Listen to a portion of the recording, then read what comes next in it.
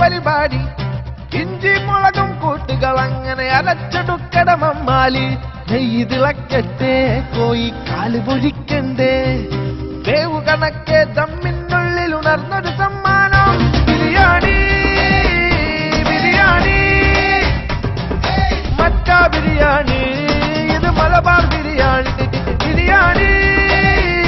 ബിരിയാണി മക്ക ബിരിയാണി ഇത് മലബാർ ബിരിയാണി